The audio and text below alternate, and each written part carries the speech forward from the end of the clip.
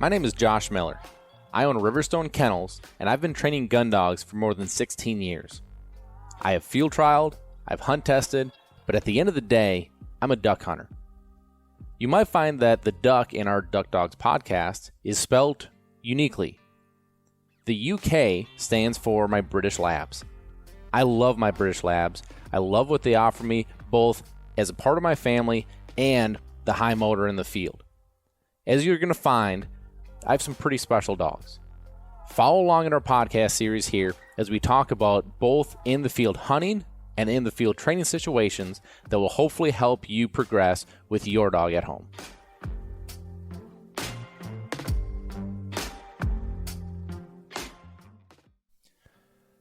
Welcome back, everybody.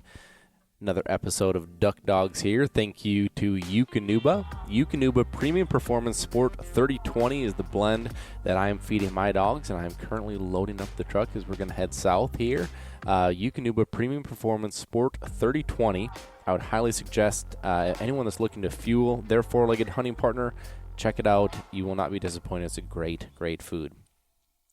Thank you to Sitka Gear. I cannot tell you how many bags of Sitka Gear I have in my truck right now because I'm throwing the kitchen sink in there, and so I can't say enough good things about it. This stuff is premium clothing. I stay more comfortable. I get to hunt for longer. Go check them out, www.sitkagear.com. Also, thank you to Gun Dog Supply. If you guys are looking for any supplies, whether it's hunting or training related, they are a great company and have just about everything you could look for. So www.gundogsupply.com. And last but not least, thank you to Lucky Duck. I have my spinners, I have my flashers, I have my flicker tails, I've got my 2x4s, I've got about everything Lucky Duck that I can. And I have a bunch of Lucky Duck crates all loaded up in the truck right now. So go check them out, www.luckyduck.com, especially that kennel. It is a great, great product. All right, so I am geeking out a little bit today because I have something I think really fun and cool to talk about, because I had a little bit of an aha moment here the other day. And I want to share it with you guys because I've actually been really jacked up to share this with you ever since it hit me. I'm going to save this for the second half of the episode. The enthusiasm of getting there will get me there. Hopefully, I'm not talking this up too much, because I can geek out over something may deflate when we get there, because you may not find it as interesting. But I'm coming into this episode here with a new energy, and I'll tell you why. I just came out of COVID. And hit me like a freight train. Whitney didn't have hardly anything. She lost sense of taste and smell, but other than that, you'd never know that she was even sick. The kiddos, you would never know they were sick at all. And man, it was bad, really bad for me. I lost over 15 pounds in 3 days. I couldn't hold anything in.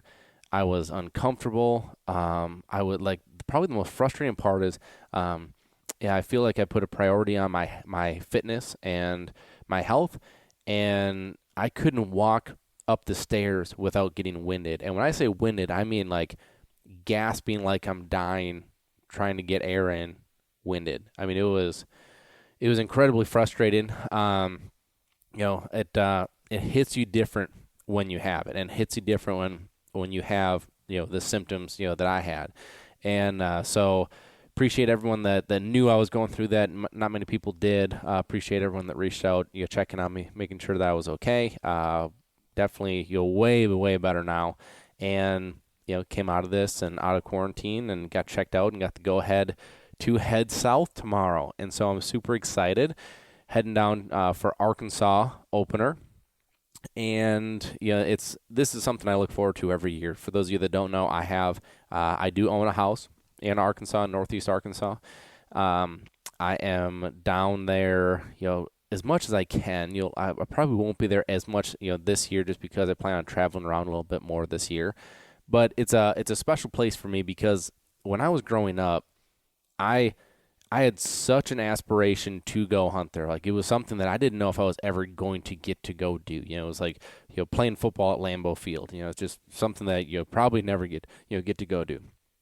And when I went down there the first time, of course, you experience the hunting in the woods, and you experience the ducks like you read about, and I just fell in love with it. And I fell in love with the history that's behind it. I fell in love with how passionate so many hunters are down there. Certainly has its frustrations. I love scouting. There's really not much for scouting that goes on because everything is leased up, including ours. We have a couple leases that we have down there. And it's a different kind of hunting in that way, and so love it in a lot of ways. Don't love it in a lot of ways. I think you can say that for everything, but it's something that I'm looking forward to because my boys have now been off for a couple weeks, and so I'm excited to get back down there and get them rocking and rolling again. So have the truck loaded up. The Can-Am with the Quack Rack is ready to roll, and we're going to be pulling out early in the morning and making a long trip down. So something that I think is going to be really great. So I'm going to try to get this up tonight. Today's Thursday. I'm going to try to get this up either tonight or tomorrow morning. That way I'm not too far behind on this podcast. But if I get a chance to, I might do an Instagram Q&A as I'm driving. Just one of those things that kind of keeps me mentally engaged as I have a 12+ hour windshield time. And so you keep your eye out for that. If I'm able to get this up and you catch this, keep your eye out for that. But otherwise, keep in touch with the Riverstone Kennels Facebook or Instagram page. I will be posting videos of our hunts and trying to get as much as that of that as I can. So there's a lot of things going on right now, especially trying to play catch up and catch up from being gone. As I look into the future here, the next couple months, there's a lot of hunts that I'm trying to plan and get going on. But one thing that's really fun for me is keeping up with my friends overseas. That's one thing that I think is something that I always really, really like. It's something that I enjoy doing. And I had such an interesting phone call with one of my friends from overseas this morning. I want to share it with you guys because I think this is really interesting. And anyone that's out there that is in the puppy market, think about this. Because I think this is a trend. I think you're going to see a lot kind of come of this coming forward. So if you guys follow along, you guys probably know I have a number of my friends overseas I do a lot of work with as far as getting the right dogs here from overseas, and the word right is becoming more and more of an emphasis because it's becoming more and more difficult. And when I look for the right dogs, to the extent of I have spent time there, they have spent time here. I mean, I've stayed in their houses, they've stayed in mine. We know what each other are looking for. We know where the standards are, we know what we want. And when I start looking at the number of dogs that are coming in from overseas today versus 5 years ago versus 10 years ago, it's incredible. The number of dogs coming in from overseas is astronomical compared to what it once was.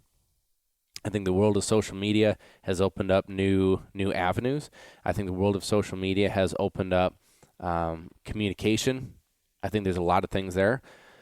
But I'm going to tell you, it is not a good thing for the British Labrador breed. As it sits here in the States, and I think quite frankly overall, but as it sits here in the States, it is not a good thing. The conversation I had with my friend this morning, we talked a lot about the dogs that are coming over because, I know because I've spent time overseas. I know some of these dogs firsthand that are coming over. I've seen them, I've trained with them, I've watched them compete. If it's not them, it might be a son or daughter of them or a grandson or daughter of them. And so we talk so much about these dogs because we've both watched these dogs and we can recall I mean we talked about retrieves that certain dogs made from trials we were at 3, 4, 5 years ago. Really fun when we can do that, but you start talking about these dogs. So one, the standard of these dogs is becoming, I think, incredibly low. And I think that from a sales standpoint, breeders here in the U.S. are importing dogs that they have no idea who they are, that they have known nothing about the dog, they know nothing about the owner or the handler, and they're purchasing these dogs, and when these dogs get here, they will breed. I've talked a lot about how I have a process, and I mean, I could be tens of thousands of dollars into a dog, but if it's not the right dog, I'm not going to breed that dog. I don't believe most people do that. I think most people look at that and say, I have $20,000 into that dog. That dog is having puppies. And so you start breeding, what maybe you don't want. So some of these dogs that we were talking about today, I mean, my friend's like, Josh, he's like, it's terrible. It is absolutely terrible. Like this dog should be neutered and should never pass on the things that he's doing. It should never pass on the things that, excuse me, that he's already proven that he passes on. But he was sold overseas, and I'm sure he's going to be breeding like rabbits, is what he said, which he's probably right. It's because of this that I'm doing things like this podcast. It's because of this that I'm doing things like our social media page, because I promise you, I don't like doing our social media page. I don't like doing the videos because when I'm training, I want to be training. I don't want to have to worry about a camera over my shoulder. I don't want to have to worry about, talking through what I'm doing. I want to just be in the moment. But the reason we do it is because I believe that the quote-unquote British Lab, if you fast forward maybe even 5 years, but certainly 10, I think you're going to look at a lot of the professionals out there and going to say they're going to be talking about how the British Labs are not a quality breed of dog. And I think this is why. I think it's a hot thing. I think people are trying to jump on the bandwagon. I think they're breeding stuff that they don't even know. And I think what you are getting, and we are certainly seeing it from dogs we're seeing, not from our breedings, from others coming in to train, is that the quality is not there. If you are in the market for a puppy, a British Labrador puppy, do your homework. Do your homework. Make sure that the people that you are talking with have spent time overseas, have the relationships, know what they are doing. This is not something that they're just jumping into, right? It's a hard thing because you're talking to a salesman. I'm a salesman. I'm a salesman for my own breedings. Of course I am. I believe in it. It's what I'm selling to put food on my family's table.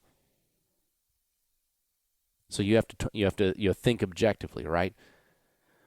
But it is something that I think is increasingly important as you look at the puppy process, the puppy purchasing process. It's incredibly important to do that diligent research because it's getting worse and worse. And it's really, really a sad thing. So, soapbox, I'm off of it.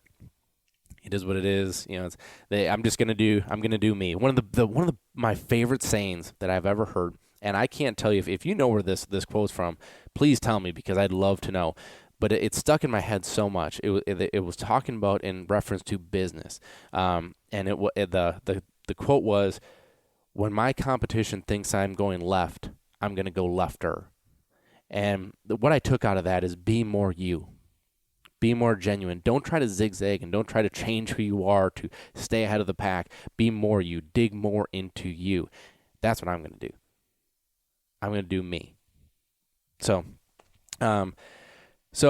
here, let's get into what I've been geeking out about. I've been geeking out because I've been sitting here pulling my hair out a little bit because we have seen a number of situations over the last couple of years where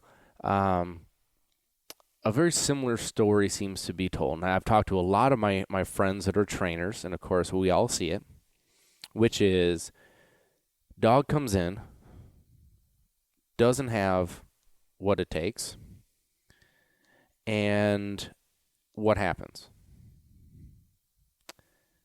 Well, doesn't have what it takes, and we call and tell them, hey, this dog is not natural, the dog's not driven, the dog's not whatever, right? And what ends up happening is we get back, well, fix it. Well, what are you going to do about it? Well, the breeder said that the parents were great hunting dogs, or the breeder said, right? And I've struggled with this. And I've struggled with this because I don't want to contradict someone's, belief. And obviously someone put time into, I'm getting a puppy from this person for this reason. And, it's been a hard one for me because I'm trying to be honest with you, but yet it puts me in a bad position because now it's on me, right? Like now it's my fault that the dog's not going to work out. No, I mean your kid's not an athletic kid. Like he's not going to make the basketball team. There's nothing I can do about it, right? That kind of process, that kind of thought process, and so I listen to as you guys listen to me. I listen to the Jocko podcast. I don't know if you guys have ever heard of Jocko Willink, but Jocko, I'm a big Jocko fan. And I was first introduced to Jocko when I read his book, Extreme Ownership. And I'm actually looking at it right now because it's on my desk.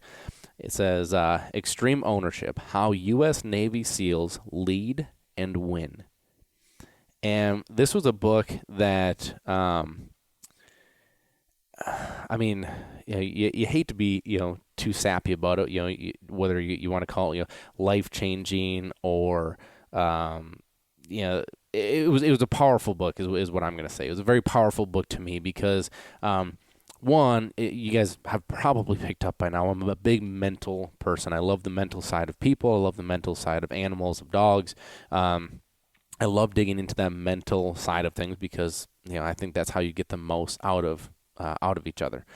And, he talks a lot about, the mental side. The SEALs are just, they're not only are they peak physical athletes, but the mental game is something that they really dig into. And so anyways, I'm a big fan of his. I listen to his podcast, and I think a lot of it is very military driven, military based. But for me and what I'm looking for, it once in a while it hits me in a way that I'm like, oh my gosh, this makes sense to me in this situation. So what I'm going to do is I'm actually going to play you a clip here from a recent podcast he had just done, and where he's talking a lot about mental reasoning, and he's talking about just kind of the cognitive process, thought process, and he uses a word called cognitive dissonance. And this was a word that I've actually done a lot of research around here in these last few days, especially because I've been sitting in quarantine and not being able to do a whole lot. But I have dug into this, and it is something that I think is so interesting, and I think it applies so much from our training aspect as we work with our dogs. And so what I'm going to do here is I'm going to give me 1 second here, and I'll pull this up because I am certainly not the most inclined when it comes to technology, and we're going to turn this up and play it. So when you think of this, when you hear this, I'm going to come at this from a dog standpoint. He's coming at it from a military standpoint. I'm going to come at it from a dog standpoint. But I think this is really, really interesting. So take a listen to this.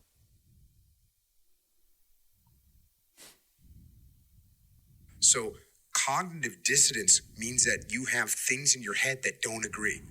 There's things in your head that don't agree. And it's what people do and how people handle things in their head that don't agree. This is the important part. Because with any situation that you have, there's going to be different sides to every argument. There's going to be different sides. There's going to be, if we're going to go attack a target, part of your brain should be saying like, okay, this looks like something we can get done. Part of it is saying, okay, looks like there's a lot of risks as well. You got two different things in your head, two different congruent thoughts in your head. They're not the same. Okay, so I'm going to pause it there first. So where this takes me from a training standpoint, okay, is when we're training, I think the thought of, okay, do I want my dog to run a straight line or or not? Do I want my dog to cheat the bank or not? Right? And we kind of start thinking about this in our heads, right? Okay. So I'll mute myself now, and we'll keep going. So cognitive dissonance means I have two things in my head that don't match. How do you handle it? That's the question. How do you handle it? This uncomfortable mental state arises when a person possesses knowledge or beliefs which conflict with a decision he has made. So that's going even one step further. I've made a decision, and now I'm getting some different information. The following hypothetical situation should make the matter plain. A heavy smoker experiences dissonance because the knowledge that he smokes is inconsistent with the knowledge that smoking causes cancer. Since he finds it impossible to give up cigarettes, he tries to reduce dissonance by concentrating on justifications for smoking and ignoring evidence for its risks. He may tell himself that the revenue from tobacco helps the government, that it keeps his weight down, and that it is a manly, sociable habit.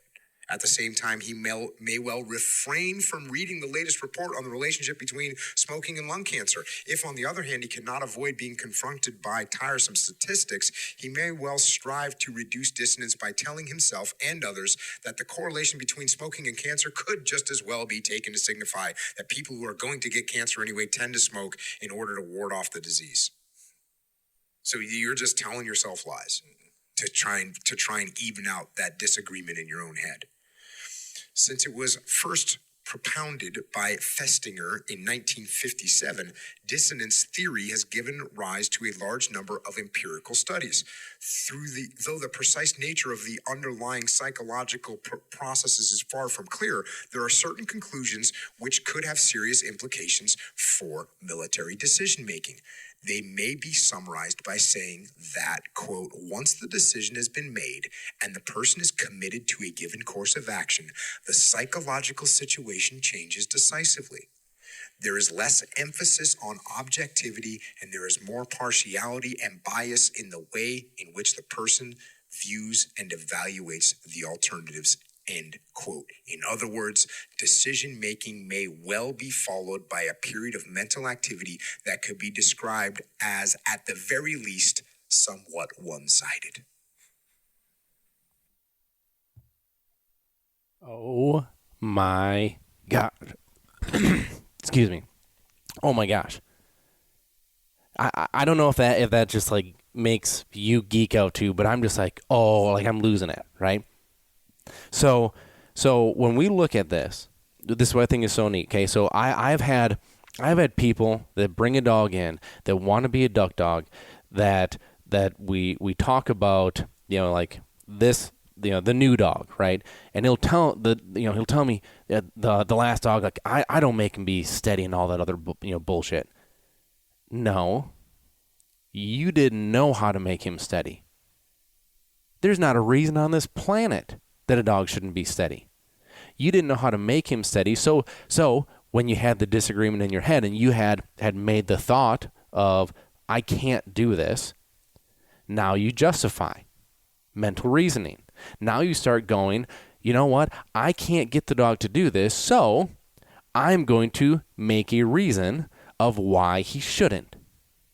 Right? Now I'm going to tell people, why would I make my dog steady? I want him to be out and back. I want him to pick up those cripples really fast. I want to, like, it jacks me up, right? It's just like dogs taking line all the time.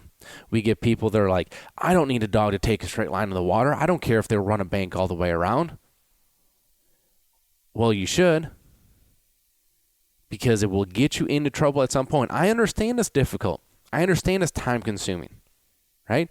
But if you take the time to do it, right, and you remove yourself from the thought, the argument, right, you can go and dig into it and be like, you know what? I know this is right.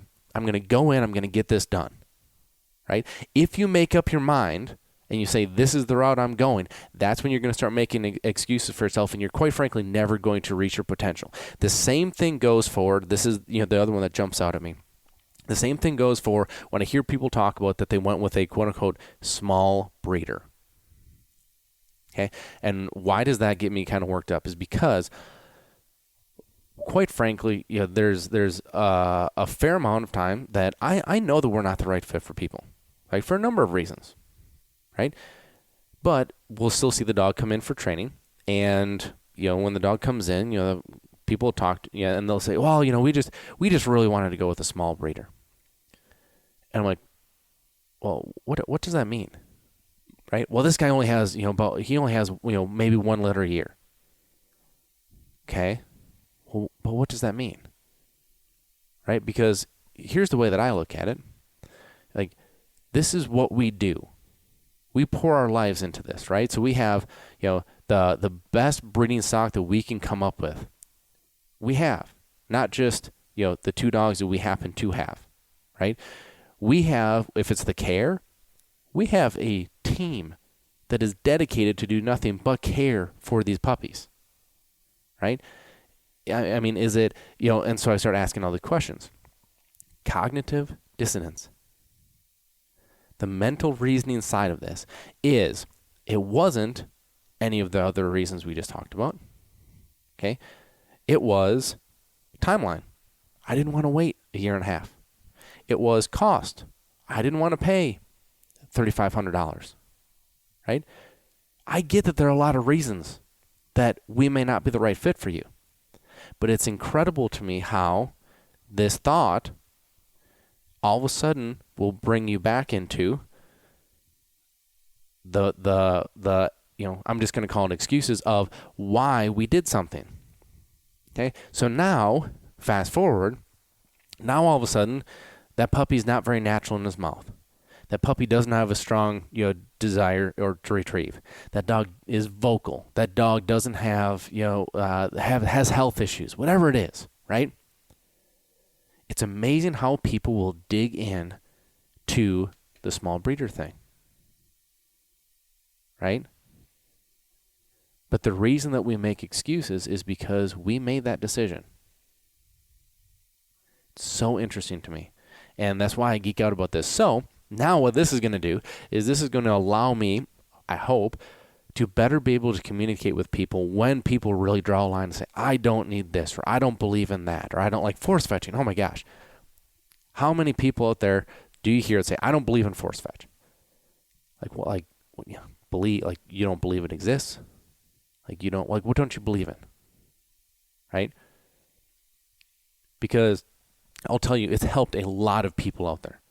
It has helped a lot of dogs out there. Yes, I believe that there is a correct and an incorrect way to do it. I could say the same thing about using a leash. There's so much out there, and I apologize for geeking out a little bit here today, but this kind of stuff just really jacks me up because it helps me kind of understand the thought process that someone else is going through, right? That someone else is looking at, and I think that this is somewhat eye-opening, right? So here's what I'm going to challenge you with. If there's something that you saw during the season, if your season's almost over, or if you're going into the season, if you're a southern hunter or you travel south, look for things that you make excuses for your dogs. What is that excuse? We all do it. What's the excuse that you make for your dog? Write it down. Write it down so you can reflect on it. Write it down so you can hold yourself accountable and not allow you to make that excuse for your dog. And write it down so that you can evaluate it after the season. Did you stay true to this and not give in to that? Did you see it progress and get worse? Because if you did, that may be your starting point for training next year. Write it down. You don't have to share it with anyone. It's so interesting to me. Jocko, go check him out. Again, one of my favorites. I love listening to him. I really like his ideas and his thoughts on things. Plus, he just has some awesome, crazy cool stories. So, hope you guys have a great week. If you guys are heading out to an opener, heading out to the blind, good luck. Stay safe. Get feathers in your dog's mouth, and we'll talk to you next week. Thanks for listening. Be sure to follow us on Facebook and Instagram. Leave us a review on iTunes, and a special thank you to to Eukanuba, because without them, we couldn't do what we do here, bringing this information to you.